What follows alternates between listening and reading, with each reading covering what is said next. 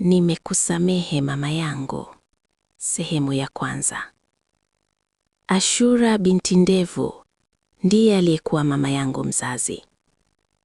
Mimi ninayesimulia hadithi hii fupi. Jina langu ni Mwanaidi. Nilikuwa nina miaka 12. Tayari nikawa nimeshavunja ungo. Wakati huo, nakumbuka nilikuwa niko darasa la 6. Siku moja mama yangu aliniita na kunipa maneno ya kunijenga na maisha yanayostahili kuishi kwa kipindi hicho, mara tu baada ya kuvunja ungo. Kwa wakati ule nakiri kabisa, sikuweza kuyaelewa mafundisho ya mama, kutokana na umri wangu na akili yangu kuhitaji kujifunza kila kilichokuwa kinaongelewa na watu wa mtaani, hasa marafiki zangu.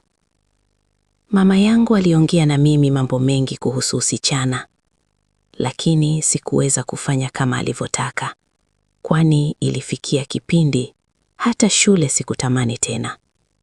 Nikawa nina tuhuma mbaya mtaani na maeneo ya jirani.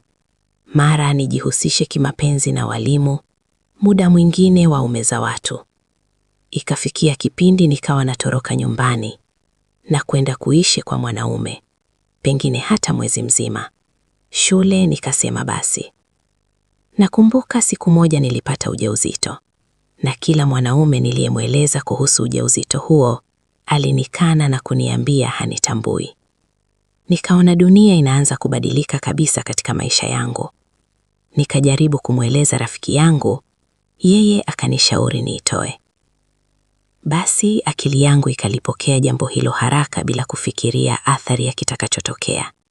Kwani nilichokifikiria kilikuwa kimoja tu, nisiaibike kwa wazazi.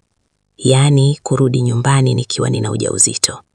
Rafiki yangu huyo alimpigia simu daktari wake na kumweleza, "Halo, Dr. Ton, kuna kichwa hapa kama cha jana." Ndiyo nilichokisikia kutoka kwa rafiki yangu alivyokuwa anaongea na simu. Baadaye akaniambia, "Twende rafiki yangu, tukamalize jambo." Tulifika nyumbani kwa Dr. Ton majira ya saa 3 usiku. Baada ya kumsalimia akamwambia rafiki yangu kuwa anisubiri pale sebleni, yeye aingie na mimi chumbani.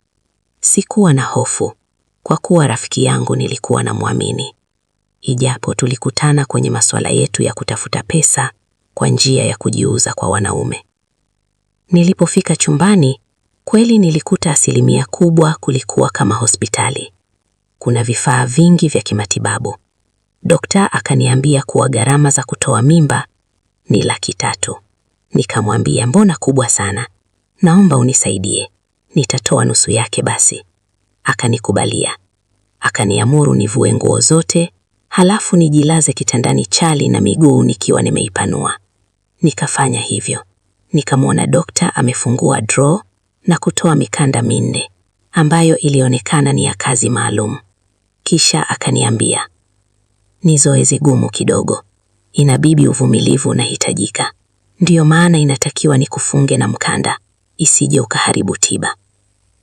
Itaendelea. Usikose sehemu ya pili.